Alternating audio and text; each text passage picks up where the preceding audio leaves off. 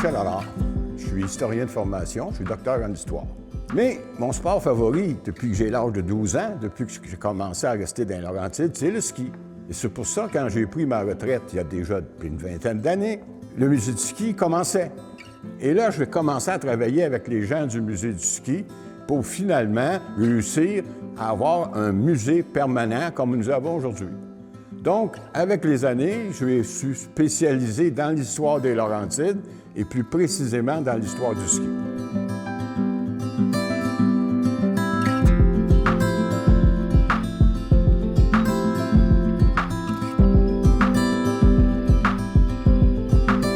Quand on parle de ski de fond, le ski de fond, on appelle ça uniquement quand on va inventer le monte-pente. Avant ça, on parle du ski, point. Du ski nordique, qu'on disait, mais du ski. Ce qu'il faut avoir aussi en tête, c'est que les Laurentides ont été colonisés après 1840, au nord de Saint-Jérôme. Et là, les premiers colons, les arpenteurs, prennent des sentiers. Il existe déjà des sentiers, soit faits par les animaux, comme les chevreuils, soit faits par les Amérindiens, soit faits par les forestiers. Donc, il existe déjà dans les Laurentides des sentiers.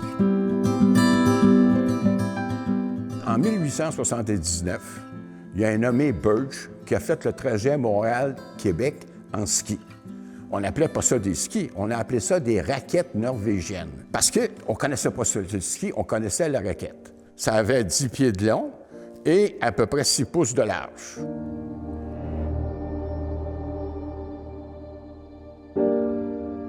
Comment le ski a commencé dans les Laurentides?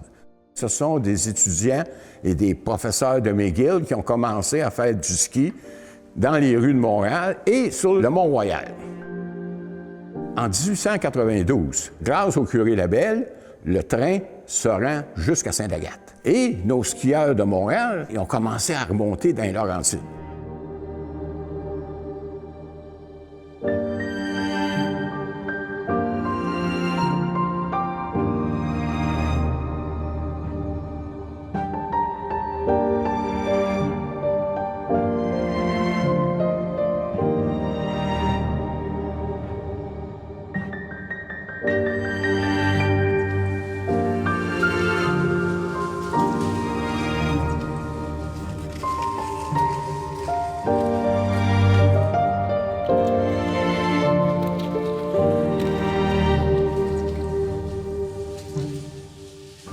C'est impossible de parler du ski de fond dans les Laurentides sans évoquer les figures légendaires qui ont arpenté ces sentiers enneigés avec passion et détermination. Parmi eux, le célèbre Jack Rabbit, un pionnier audacieux dont le nom résonne encore dans les vallées enneigées. Jack Rabbit, de son vrai nom Herman Smith Johansson, a tracé les premiers sentiers de ski de fond dans la région, laissant derrière lui un héritage indélébile qui perdure aujourd'hui. Jack Rabbit, c'est un Norvégien. Il fait son cours d'ingénieur en Allemagne, s'en vient en Amérique du Nord. Et là, lui, il se promène avec ses skis.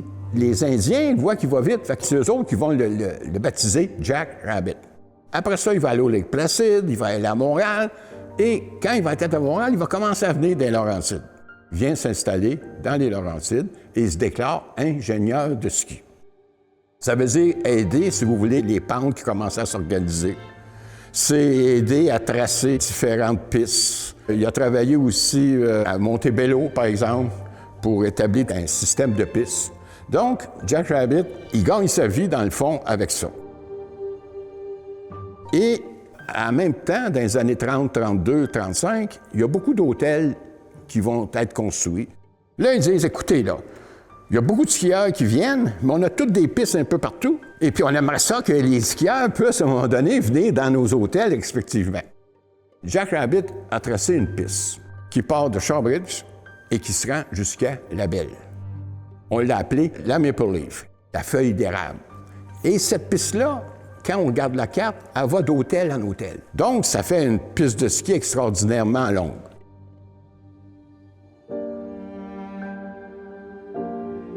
Quand le train a commencé à venir de Montréal, bien, la première gare, c'était à Shawbridge. Or, là, les gens descendaient à Shawbridge, traversaient la rivière sur le pont, et là, d'autre côté, il y avait la Big Hill. Et c'est là, sur la Big Hill, qu'on a commencé à faire du ski. on montait à pied, puis on redescendait. C'est sur la Big Hill, donc à Shawbridge, qu'il y a eu un des premiers monts de pente. Pendant plusieurs années, il y avait 2 pôles en réalité, Shawbridge et Sainte-Agathe. Ça, c'était les 2 pôles, si vous voulez, où le ski se faisait. Et plus tard, en 1939 seulement, c'était Tremblant après ça. Donc, Shawbridge était pendant plusieurs années un endroit important. Ce qui a tué Shawbridge, c'est quand on a fait la 15. Parce que la 15, ça passe exactement sur le terrain. Puis là, on est obligé de couper. Ils n'ont plus de ski sur la Big Hill. Et il y a encore, par contre, en haut, un des plus beaux endroits pour skieurs. C'est une beauté au niveau architecture, mais là, c'est rendu une propriété privée. Or, Shawbridge, dans le fond, a perdu quand l'autoroute a été tracée.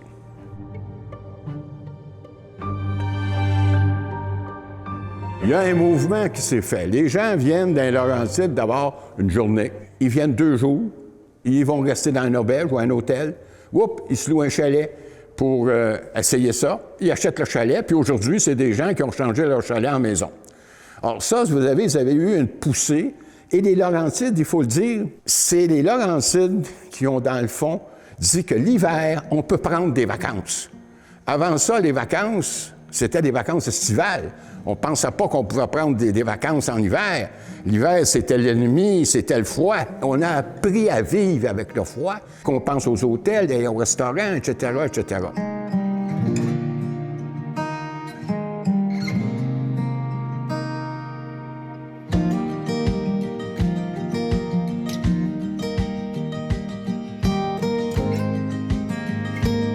À un moment donné, là, quand le mont de pente à corbe a été inventé, le skito, là, le ski de fond, là, ça a fait ça. Et dans les années 50, 60, il n'y avait presque plus personne qui faisait du ski de fond. Mais en 67, à l'occasion de la Confédération, on a fait la course qui est partie de la chute et s'en allait jusqu'à Gatineau. Jack Rabbit, c'est lui qui l'a ouvert, cette course-là, qui existe encore d'ailleurs. Et on dirait qu'à partir de là, le ski de fond a repris de la force, a repris de la forme, et de plus en plus, des gens ont délaissé le ski alpin, une des raisons aussi parce que ça coûtait de plus en plus cher, et on a commencé à s'adapter et à faire du ski de fond. Jack Rabbit, si vous voulez, c'est un peu une icône. C'est celui qui, dans le fond, a fait revivre le ski de fond dans les Laurentides, et son nom est rattaché toujours à la fameuse piste Maple Leaf. Quand, à un moment donné aussi, on a commencé à réouvrir les pistes de ski de fond, bien, on s'est aperçu que, oui, mais ski de fond l'hiver, mais l'été, ça peut venir de très belles pistes pour des randonneurs.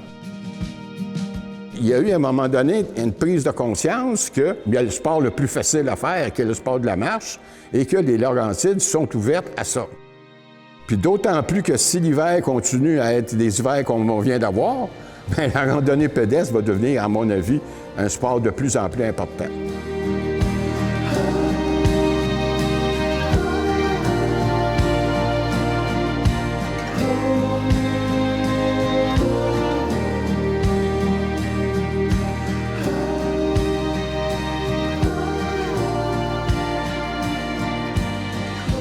Vous savez, le train, il partait de Montréal, puis il s'en allait jusqu'à Mont-Laurier. Puis il passait à travers tous les villages les plus importants. À un moment donné, le train, il diminue. On ne sait plus quoi faire avec. Quand on a voulu les enlever, il y a eu un mouvement qui s'appelle « Sauvons les gares ». Parce qu'on avait commencé à démolir les vieilles gares. Ils les vendaient pour une pièce, à condition que tu l'enlèves. Ils ont réussi, ça c'est extraordinaire, ils ont réussi à faire un moratoire. Et là, on a pu sauver des gares, et si je ne me trompe pas, là, actuellement, il y en a 10 ou 11 qui ont été sauvées. Bien là, après ça, on avait la piste. Il fallait sauver la piste aussi. Fait que, il y a eu une réunion entre différentes MRC. Et là, les gens se sont dit, on a déjà un beau couloir qui est fait. Pourquoi pas on ne l'utilisera pas à des fins récréatives? Pourquoi qu'on abandonnerait ça? On a convaincu le gouvernement du Québec d'acheter l'emprise et de le louer aux municipalités. Et là, on a fait la piste, le petit train du Nord. Là, à ce moment-là, bien là, ça servait pour le vélo l'été, pour le ski l'hiver. et la marche l'hiver. Sauvons les gares, c'est un mouvement citoyen. C'est pas les autorités politiques qui ont parti ça. C'est les gens qui ont dit « il faut sauver nos gares ». Ce qui fait la force un peu des Laurentides, c'est ça. Quand on regarde l'histoire des Laurentides, souvent, les initiatives ne sont pas venues par en haut, sont venues de la base. On peut parler des gares, on peut parler du musée comme où nous sommes ici aujourd'hui, on peut parler des premiers centres de ski, etc. On est des pionniers. Les pionniers, là, ça a une espèce, si vous voulez, de façon de penser qu'on est capable de tirer du bien avec ce qui nous arrive. Le Petit Train du Nord, à mon avis, c'est un exemple parfait de ce mouvement qui était, dans le fond, un mouvement citoyen où les gens se sont réunis pour sauver les gares et sauver la piste.